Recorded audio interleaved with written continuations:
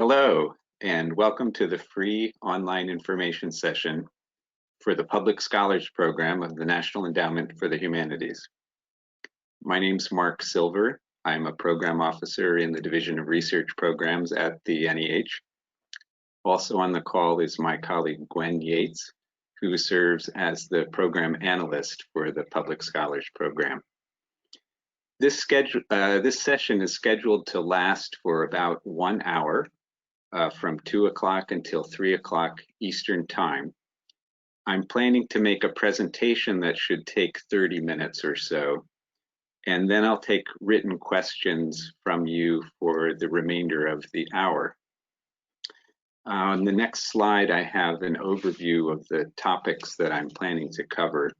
I'll start off talking about the goals of the program and its scope. I'll explain the eligibility requirements.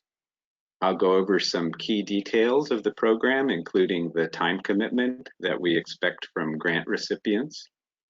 We'll look at the review criteria, the application materials that you'll have to submit, and the mechanics of submitting your application. And then we'll get to your questions. You should feel free to type questions into the questions box at any time during the presentation, and I'll answer as many as I can at the end.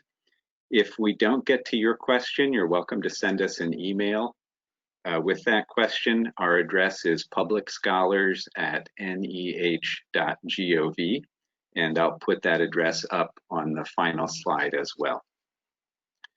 My hope is that this session will help you decide whether this program is right for you, and that if you do decide it's right for you, that by the end of it, you'll have a better understanding of what it takes to submit a strong application to the program.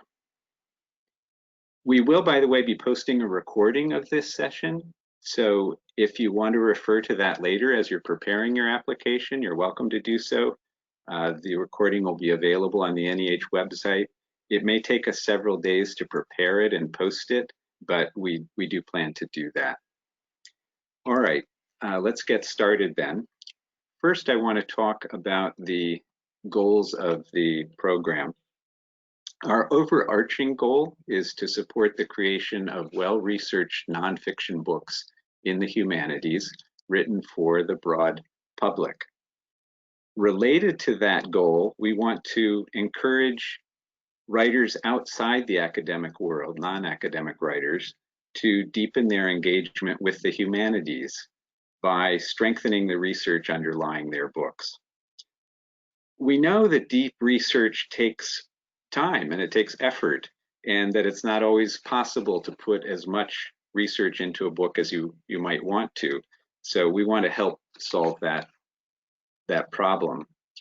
We also want to encourage academic writers in the humanities to communicate the significance of their research to the broadest possible range of readers. Just as it takes time and effort to do good research, it also takes time and effort to write effectively for a general audience. And if you're a professional scholar, it's in some ways easier for you probably to write for other scholars. That's probably what you were trained to do. So writing for a general audience requires some adjustment, and it may require you to find a new voice. We want to encourage you to make that adjustment and find that new voice for yourself. About the scope of the program, we welcome applications in all areas of the humanities, regardless of geographic or chronological focus.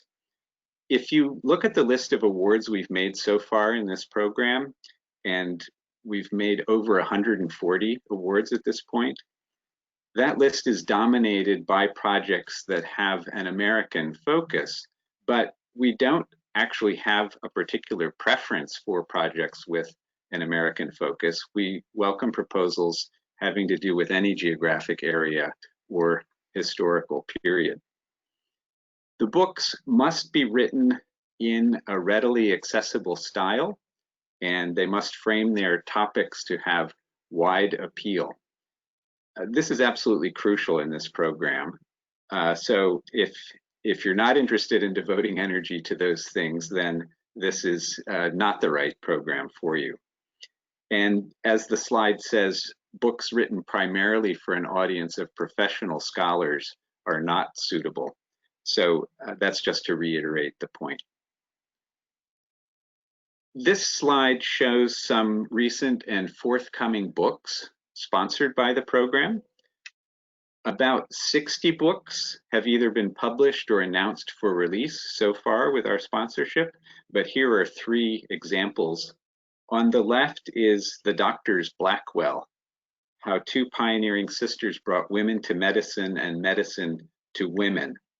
This is by Janice Nimura, who's an independent freelance writer, and it's due to be published soon by W.W. Norton.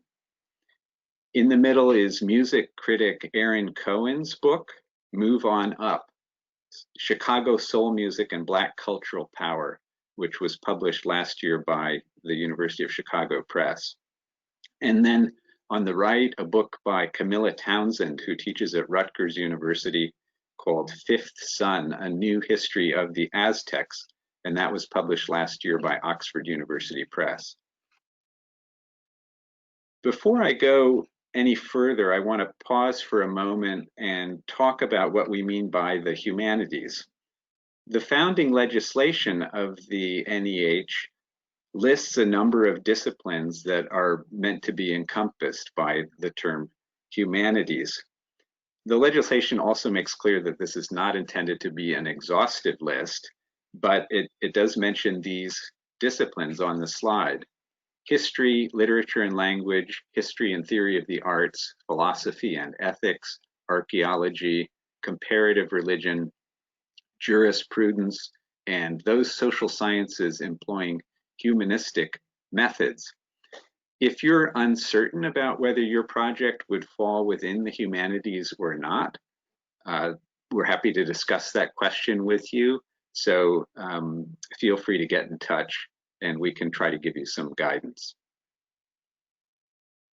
Next, eligibility requirements. This program is open to all US citizens, doesn't matter where you are in the world. It's also open to foreign nationals who've been living in the US for the 3 years preceding the application deadline, which is December 16th. Currently enrolled students are not eligible to apply. And we also have a previous publication requirement in this program. You can meet that requirement either with a book published with a commercial or university press, and an academic book, an academic monograph would be okay. The book that you're using to qualify need not have been written for a broad popular audience. Or you can satisfy our publication requirement under option B here on the slide. That is, you can present 3 articles or essays in publications with a large audience on your resume as well. No advanced degree is required in order to apply, and no institutional affiliation is required either.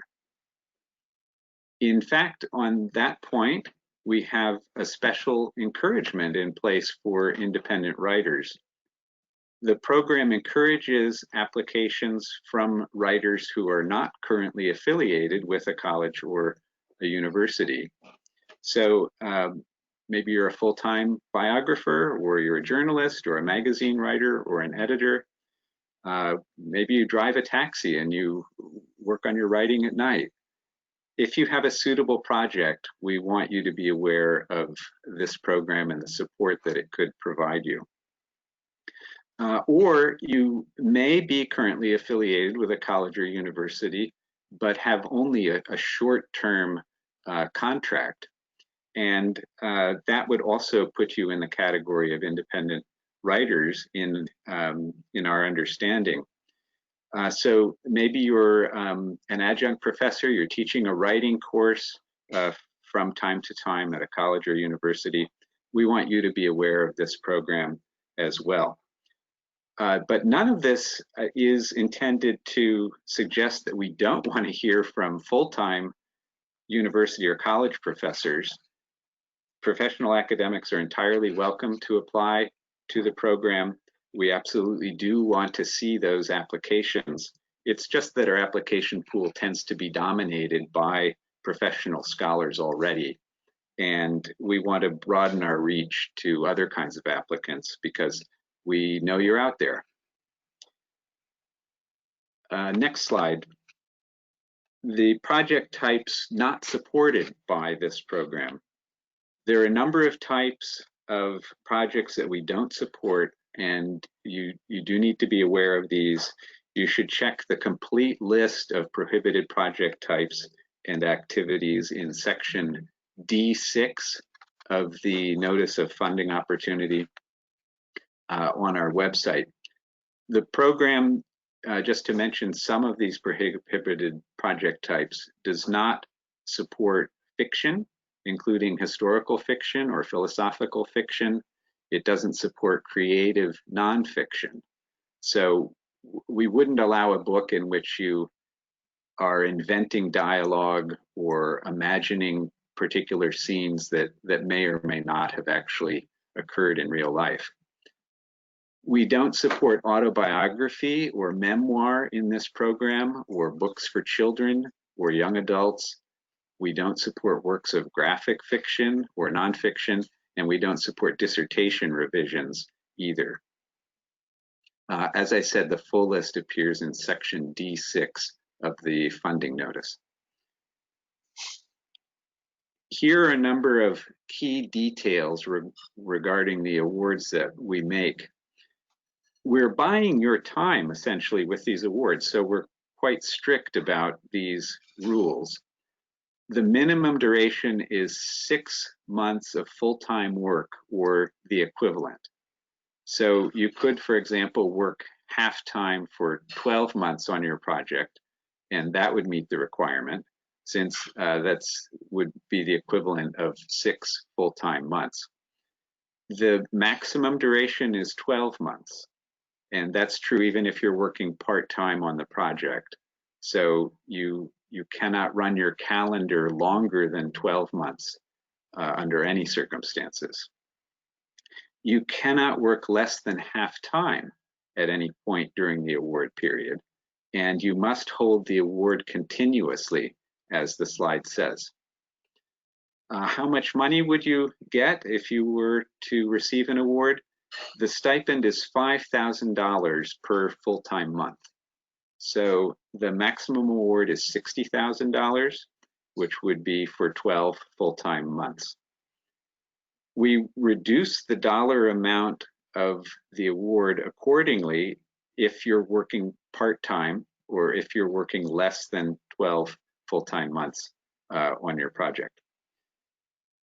The application deadline is December 16th, 2020, and you'll hear an answer from us in early August of 2021. So it does take us almost almost 9 months, about 9 months, to review your application and give you an answer. And so you need to account for that in your planning. If you were to be notified that you've won an award in August of 2021, the earliest possible start date would be September 1st. In other words, you could start holding the award almost immediately after you got the news. The latest possible start date would be 1 year after that, which would be September 1st of 2022. So we give you a 12-month window in which you can start your clock ticking on your grant period. So as I said, as you're planning your project and your schedule, you need to be well aware of the timeline that I've presented here, and you need to take that into account in your planning.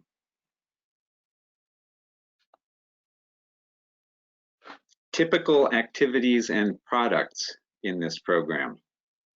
We support research in primary and secondary sources. That could include interviews, it could include field work of some kind. We support travel to archives and to other research sites, and then also writing and revision of your manuscript. The typical products are print books, generally published with a trade press or with a university press that has a very strong distribution arm. You're permitted to propose online materials intended to supplement a print book, but the primary product in that case would still have to be a print book. And we also see people producing ebooks and or audio books as part of their projects in this program as well. Next, this slide shows the review criteria for the program. Every application is reviewed by a panel of external peer reviewers, and these criteria on this slide are the criteria that we instruct those evaluators to use in their evaluations. So as an applicant, you absolutely need to be familiar with these review criteria. You need to keep them in mind as you're preparing your application, and you should try to write your application to answer these review criteria. They are, by the way, published in the notice of funding opportunity. So let me take a moment to go through the review criteria. The first one is the appeal and intellectual significance of the proposed book for general readers. This is extremely important. It's the #1 criterion for a reason. It's in many ways the most important criterion, and both aspects of it, the appeal and also the intellectual significance, are important. So your topic should be framed in a way to make it engaging and interesting, and the writing should carry the reader along without undue effort, but the book should also have substance to it. The second criterion is the applicant's record of research and experience in interpreting the humanities for general audiences. As an applicant, you want to think about how to highlight your record in these areas, both on your resume and also in your application narrative. The third criterion is the quality of the conception, definition, organization, and description of the project, and the breadth and depth of the humanities research underlying the project. Your project should be well-defined, well-organized. The book should be based on rigorous research, and your application should show that you're aware of the relevant sources and of related books in your area. The fourth criterion is the quality of the writing sample and the applicant's clarity of expression. The writing sample is extremely important in this program because that's where you're demonstrating for the evaluators that you really can write for a popular audience. It's best to submit a draft chapter from your proposed book as the writing sample, if you can do that. But if that's not possible, make sure that the selection really showcases your skill in writing for the general reader. That's the most important thing that the evaluators will be looking for in your writing sample. The fifth criterion is the feasibility and appropriateness of the proposed plan of work, the soundness and probable dissemination plan, that is your plan to publish, and the likelihood that the applicant will complete the project, which need not necessarily occur during the grant period itself. In the plan of work, you need to present a clear schedule of tasks indicating the amount of time that you'll devote to each one. You don't want to leave the evaluators in doubt about what you're going to be doing if you're given a grant. We do not ask you to take the COVID-19 pandemic into account in your work plan. If you win an award, but your proposed plan is disrupted in some way by the pandemic, you can negotiate adjustments with us as needed. Your application should also address the question of dissemination. How are you going to publish the book? How will you make sure that it gets noticed? You want to think about the press that you're going to publish the book with, and in general, the bigger the print run that the press is able to promise, and the stronger their publicity and distribution operation, the better off you'll be. It will help your application to have a publication contract at the time you apply, but that's certainly not required. About half the projects that we've funded so far did not have a contract at the time of application. The next slide shows application materials, the things that we ask you to submit to us in your application package. First of all, let me say that there are page limits here on this list, and you need to be well aware of those page limits and abide by them. You're risking disqualification of your application if you don't abide by those page limits for each component part of your application. So what do we ask for?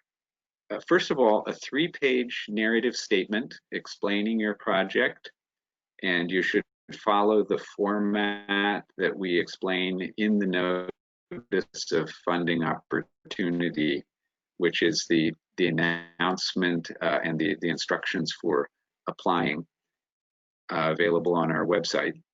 Then we also ask for a 1-page plan, a 1-page bibliography, and 1,000-character project summary. We also require a 2-page resume or CV, a 20-page writing sample, and a publisher's letter if applicable. In other words, if you have been in discussions with a publisher.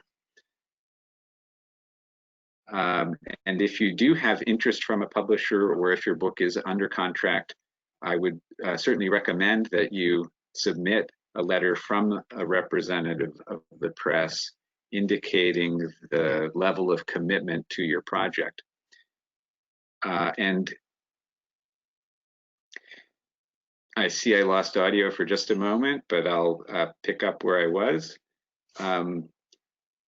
If your book is under contract and you've discussed the size of a possible print run with your publisher, I'd encourage you to include information about that in the letter as well, and also any plans for book tours or other publicity that would be connected with your book.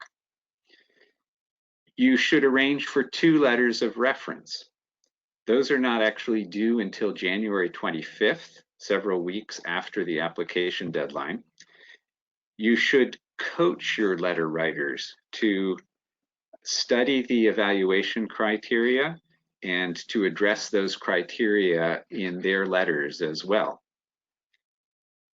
You should also coach your letter writers to specifically address your proposed project, rather than simply talking about previous work that you may have done and then ending with a line to say, and I'm sure the proposed project will be just as good as that previous work. It's really much more effective to have a letter writer address the specifics of your currently proposed project. There are also some additional forms in the application package asking you to identify your letter writers and to list the locations where you'll be working during the grant period. The last note on this page says no budget is required, and that's because, as I explained before, the dollar amount of the award is based on the number of months that you commit to as your grant period. The next slide shows a number of resources for applicants that you should be aware of. The single most important one is that notice of funding opportunity, which I've referred to a few times, and that's available on the same web page that you used to register for this online information session. The notice of funding opportunity is about a 20-page document, and it contains all the instructions for assembling and formatting your materials as well as instructions for submitting your application to us. So if you're not familiar with that document and you think you're interested in the program, that would definitely be your next step, to read through the notice of funding opportunity. We also have available on the website sample application narratives. There are 7 examples at the moment of successful applications posted on the website, and you're welcome to study those as you're preparing your own application. There's also a list of recently funded projects there, and another document with frequently asked questions, FAQs, that you may want to refer to as well. All of these things are available at the link on the slide here. That's the page where you registered for this online information session. And then the last item on this list, not to be neglected, is advice from NEH staff. There's the email address you can use to get in touch with us, and our phone number as well. We can usually get back to you more quickly by email, but we are available by phone as well. We are not able to comment on draft applications, but we can respond to specific questions that you have about your application or about your project. This next slide covers some of the things you should know about the mechanics of submitting your application to us. As your first step, you need to register at the website grants.gov, which is the portal for virtually all federal grant applications, and you'll need to submit your application to us through that website, grants.gov. Once you've registered at grants.gov, you must create an individual applicant profile in your account. That's what I've listed here as the second step on the slide. Failing to do this is probably the most common mistake that people make with submitting their application. And if you don't create an individual applicant profile, you're going to see that the red button where it says apply is actually grayed out, and you won't be able to click on it and submit your application. There are specific instructions for creating an individual applicant profile on page 13 of the Notice of Funding Opportunity. Third point, you want to allow several days to submit your application in case there's some technical problem or you run into a hurdle of some kind with submitting through grants.gov. So especially if you're doing this for the first time, it can be a little bit cumbersome. So allow some extra time before the December 16th deadline to handle those things as they arise, if they do. Then the last point on this slide is that there is a help desk run by grants.gov. It's available 24 hours a day, 7 days a week. And the phone number at that help desk is on the slide here. It's 1-800-518-4726, where you can email them at support@grants.gov. And the people at the help desk there can help you with technical problems much better than we here at NEH can. So I encourage you to call the help desk at grants.gov if you're having a problem using grants.gov or submitting your application. All right, so that's the presentation that I've prepared. And the last slide I have shows our contact information again, as promised. I think some of you have perhaps been submitting questions along the way, or if you have a question that you'd like to submit now, go ahead and do that using the questions box that you should see on your screen. And I'll begin taking a look here and seeing what we've got.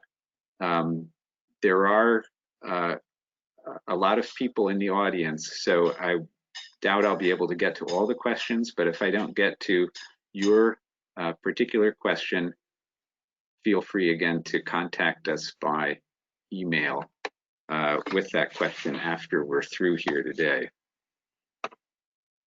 Okay, it'll take me just a moment to look at the questions that have come in here.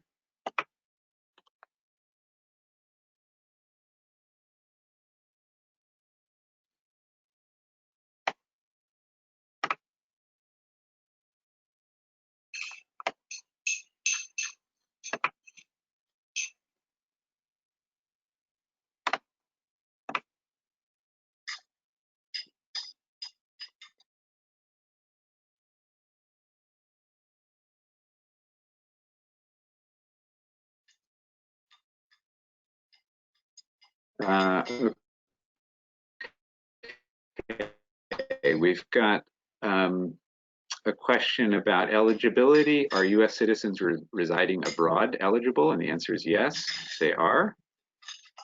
Can someone write a letter of recommendation for me if they're also applying for this fellowship? Yes, we do, in fact, allow that, or we don't have a rule against that. So as long as you both understand what the situation is, that is acceptable to us.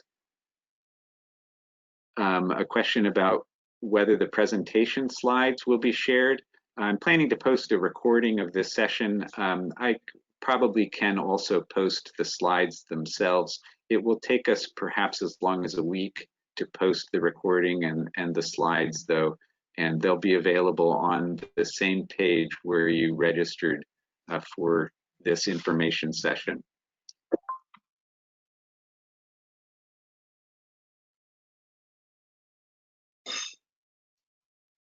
Yeah, okay, so here's a question.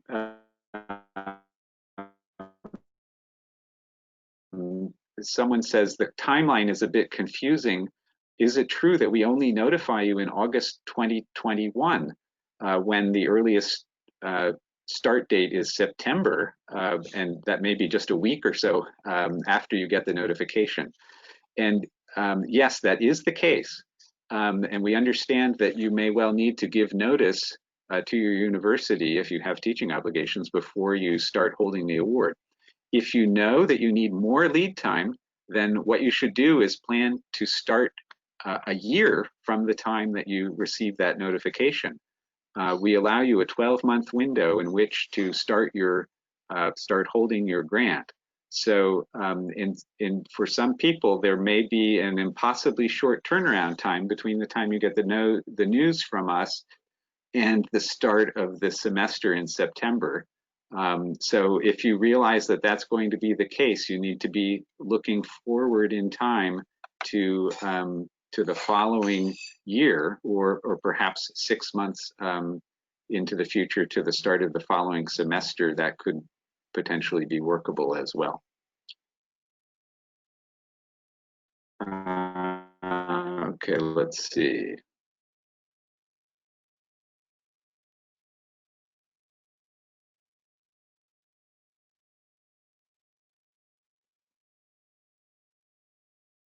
So here's someone who says, in order to make historical descriptions more appealing to a popular audience, I'd like to include some narrative descriptions of scenes or characters that are closely based on historical sources, which would be heavily cited. Is that okay? You're probably skating on thin ice there. It would depend on exactly how you're doing it and how much buttress your account. So it's a little bit hard to render a judgment without seeing words on a page, but I would just say you need to be very careful that you're providing adequate documentation and that you don't leave yourself open to the accusation that you're inventing things that were not necessarily happening as you present them. Here's a question. Someone says, are business-oriented books designed for a broad audience allowable in the program? So a book aimed at someone working for a business or starting a business. Again, it's a little bit difficult to say without seeing more specifics, but that doesn't sound like a promising avenue to pursue. We have among the list of prohibited project types how-to books. So you can't propose a book explaining how to do something, such as how to start a business. So that if that was your question, you might want to get in touch with us to discuss specifics of your idea. Here's a question about that phrase, employing humanistic methods, which appears in the list of disciplines supported by the NEH. There was a reference, in other words, to those social sciences employing humanistic methods. I usually gloss that as using qualitative methods rather than quantitative methods. So if you're doing heavy statistical analysis that's central to the argument that you're making, then you're shading into quantitative methods, which may not be considered humanistic under our understanding. So if you have concerns about that, I'll go back to what I said originally when I had that slide up, which is you should feel free to get in touch with us and discuss the specifics of your project and whether it would fall within the humanities or not. We're happy to have that conversation with you. Here's a question about whether we will review an application package before final submission. The answer is no. We are not able to read drafts in this program. We are able to answer specific questions that you have, and we could react to a very short paragraph, say 5 sentences of description of your project, and let you know whether there might be pitfalls that you should keep an eye out for. But unfortunately, we're not able to review drafts in this program.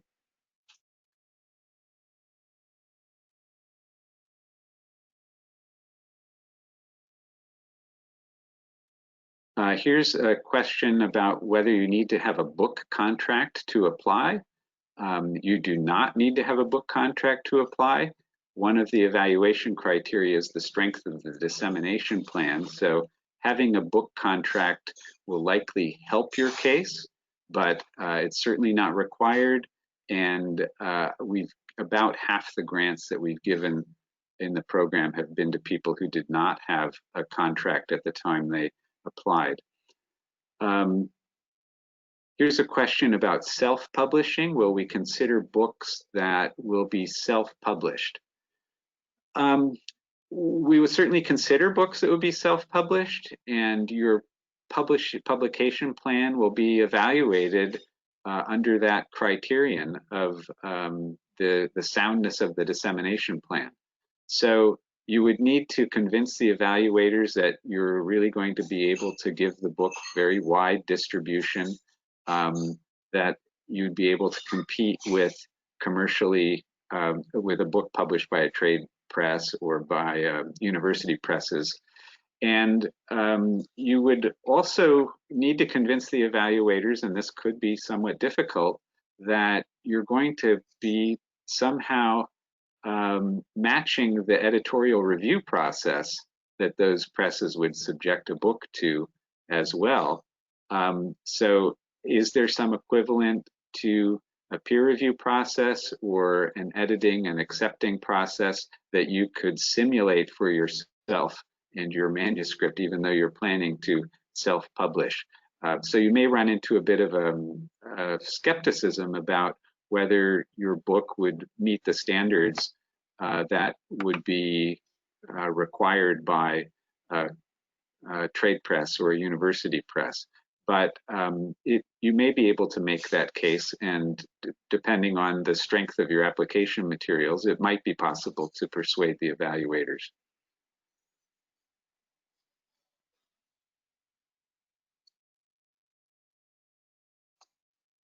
Just looking at the other questions here.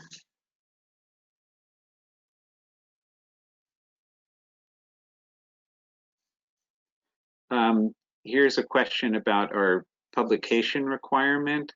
The question is, would 3 articles that are published in national magazines be considered as meeting the eligibility threshold?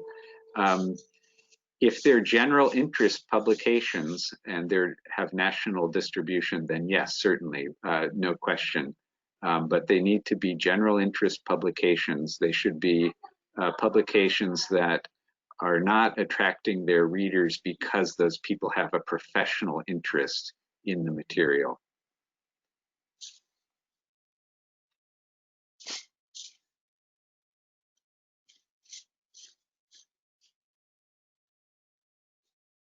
Here's a question about, again, about our publication requirement. And the question is, if a book is under contract with a university press but not yet released, would this be countable as one of the 3 required publications?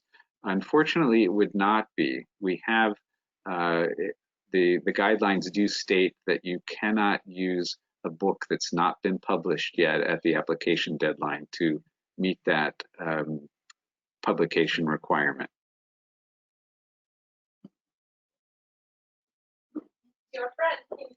Then we have another question on that same, on the eligibility requirement. Is a co-authored publication acceptable? No, we don't accept co-authored publications for that.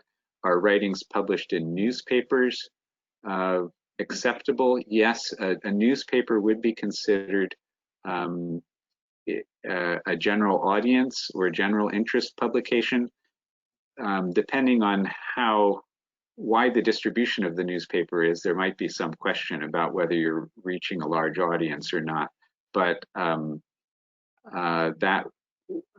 would be worth pursuing with us. You can ask about whether particular publications that you have on your record would qualify you or not.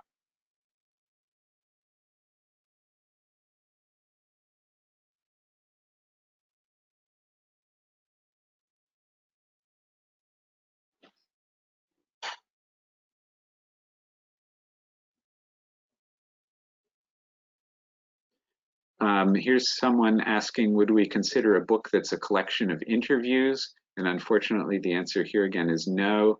That's one of the prohibited project types that's listed in that section D6 of our notice of funding opportunity.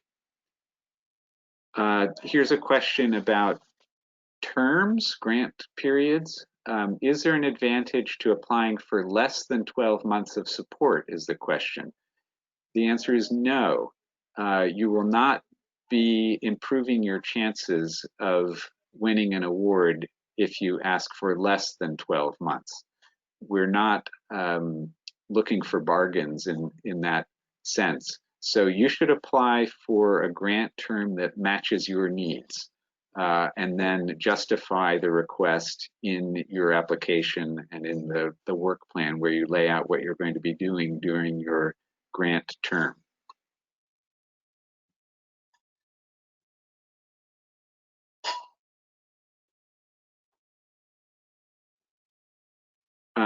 Here's someone asking whether there's a specific window of submission dates for proposals.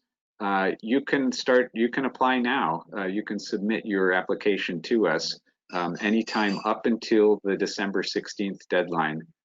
So there's no specific window, or I should say the window is already open, and you're welcome to submit applications starting now, and actually starting from previous to now. Here's someone asking, what is a typical first printing for a book that wins funding? For example, 5,000 copies. This question is a little bit difficult to answer because I mean, I can answer it, but I should say that we don't have hard and fast rules about a minimum print run that's required in order to win an award. And our evaluators are really looking at the entire package that you present to us, and the dissemination plan is one element of it. But that said, something like 5,000 copies or more would be typical for books that are under contract at the time of application and that give us a projected number for a print run. We have funded projects that are where a print run of fewer than 5,000 copies is planned. So as I said, there's no hard and fast cutoff there.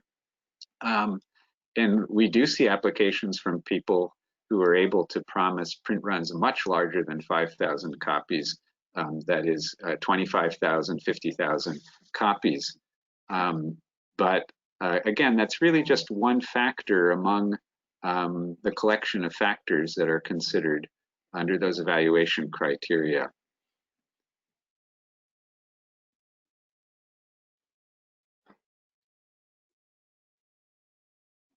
So here's a question about titles, and the question is, can or should the book title be identical to the project title? And we do have some guidance in our FAQ document about how to title your project. That's in the frequently asked questions document, which is posted on the program resource page. So I would take a look at the instructions we have there. The project title and the book title need not be identical. We have a preference in the program for project titles that are relatively straightforward and that convey the maximum information possible about the content of the project. And we do, in fact, reserve the right to change project titles if they receive funding in order to make sure that the maximum information about the content of the project is conveyed by the title. So I would put some thought into your title. I would try to make it appealing, but it need not be the same as your book title that you're planning to use, that if you've consulted with a publisher about that already. If you do give the application a different title from your book, I would clarify that in the application so that the evaluators aren't confused and think that you're somehow referring to two different projects or two different books. Here's someone asking, does the book need to be finished within a year? The answer is no. You do not need to finish the book during the grant period or during any particular time frame. So you're more than welcome to carve out a particular piece of the project that you want to complete with NEH support and then to finish the rest of the project later. If that's your plan, you should explain it in the application, explain what work you're planning to do after the grant period, how you imagine having the time to do that.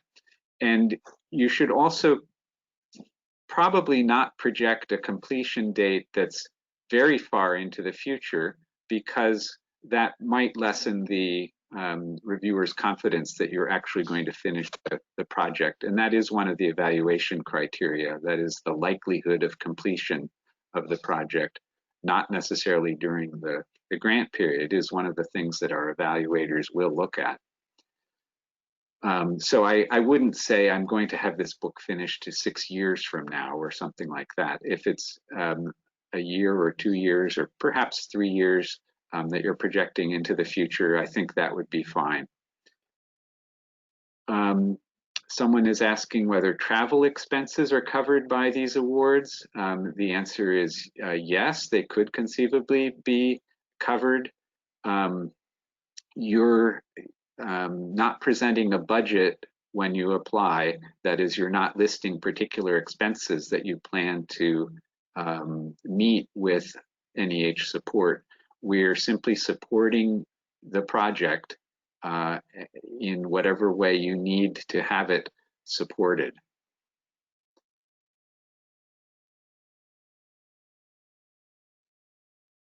Here's a question about whether we can give advice on letters of recommendation and who should write them, advice about who should write letters of recommendation, and whether there's a recommended number of reference letters. We ask for 2 reference letters. and you should not try to submit more than 2 because we won't allow you to do that. I would recommend that you choose people who know your work and who will be able to take some time with your application and with their letter to address those evaluation criteria in their letter with some degree of specificity. As I said, the best letters really show a high level of engagement with the proposed project, and they're able to speak in specific terms about the significance of the project for general readers. So you should look for somebody who has some degree of authority in the area that you're planning to enter with your book. You should think about possibly also using your letter writers to balance out your own strengths or weaknesses. So for example, if you're a journalist and you move primarily in journalistic circles, I would think about looking to the academic world for at least one of your recommenders. And if you're an academic, I would think about trying to choose at least one recommender who has experience writing for a broad popular audience. Now that person could be another academic as well. There are certainly academics who've been very successful in reaching a popular audience with their books, and you might look to such a person to strike that note in your application file that to help add another voice that has authority in judging the appeal of a book for a popular audience, to say, yes, this proposed book does in fact have the potential to appeal to a broad readership.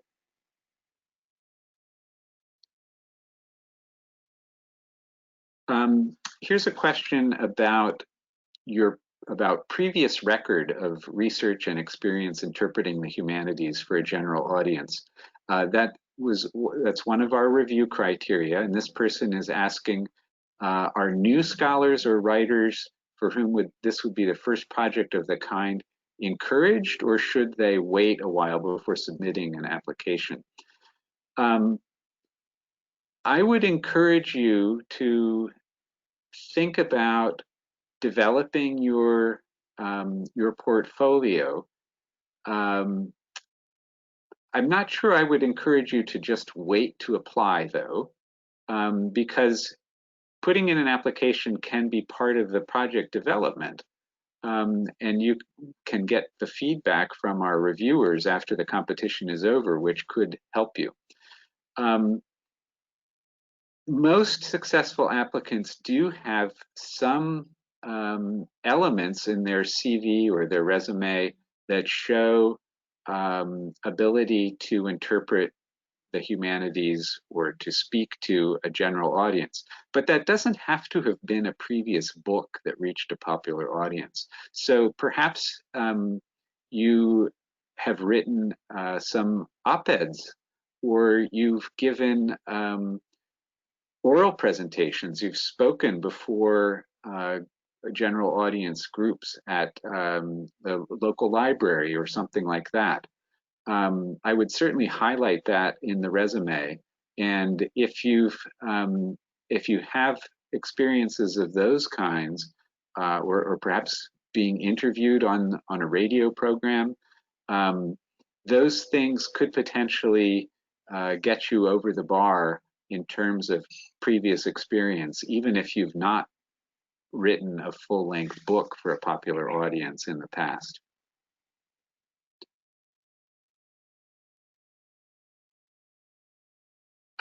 Here's a question about writing samples. Would it be better to submit a piece of writing that demonstrates ability to reach a popular audience, even if that's not closely related to the proposed project?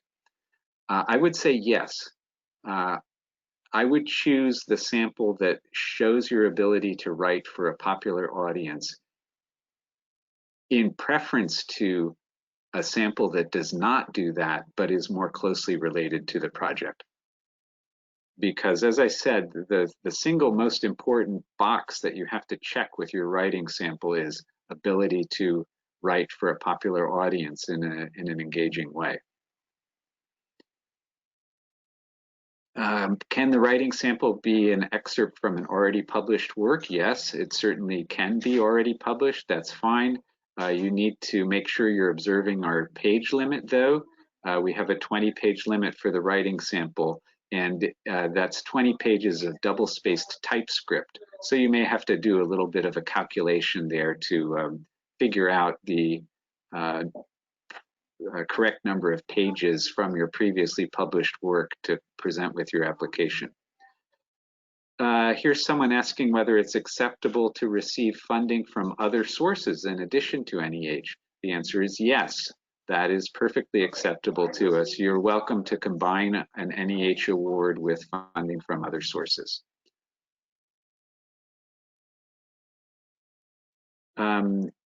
Here's someone saying, in which document do you include the schedule of tasks, and can this be an addendum? We have a specific attachment. When you look at our instructions, this will be clear. It's called the work plan, and that's where you should set forth your plan of work for the grant period, including the schedule of tasks. Another question about the writing sample, can it be 20 pages without endnotes or with endnotes? It must not exceed 20 pages. So if you include notes, they must fit within that 20-page limit.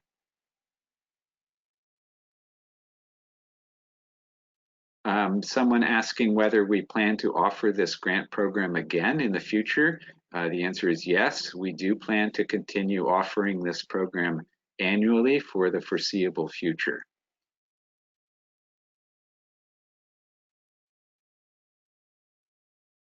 Here's someone saying that my book has intentionally short chapters which run fewer than 20 pages. Would it be all right to include part of another chapter with an explanation to introduce it to bring the page count closer to 20 pages? And the answer is yes.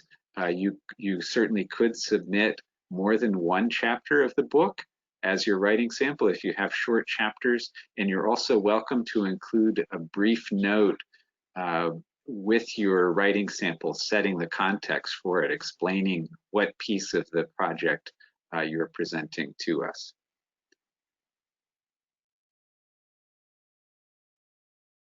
Someone asking whether one of the letters of recommendation can come from the publisher.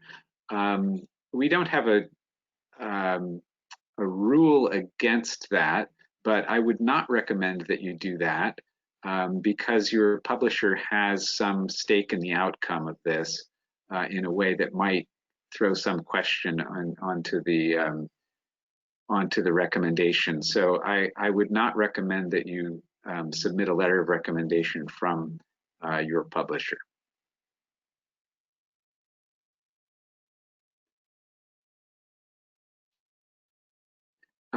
Here's someone saying, can you apply for a grant covering a period of time between 6 and 12 months, such as 9 months? The answer is yes.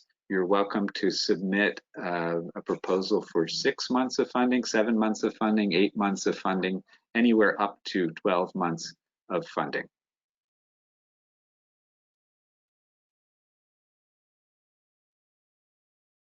Here's a question from someone who is a philosopher asking, will the NEH consider a proposal that focuses less on research of primary sources and more on interpretation and reflection, even some speculation?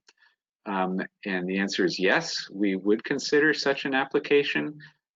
We understand that different disciplines have different cultures and different requirements, and that they would be engaging with primary sources perhaps to different extents. So I would recommend that you explain that in your application and make the argument about why you require NEH support.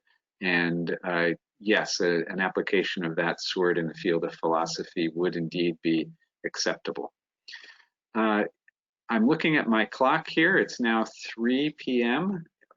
Here on the East Coast in the US. And so I'm going to stop there. There are dozens and dozens of other questions here that I'm afraid I have not gotten to. But as I said previously, you should feel free to send your question by email to us at publicscholars@neh.gov, and we'll be happy to try and get an answer to you. Thank you all for your interest in the NEH Public Scholars Program and for taking the time today to join us for this session. And good luck with your applications. Goodbye.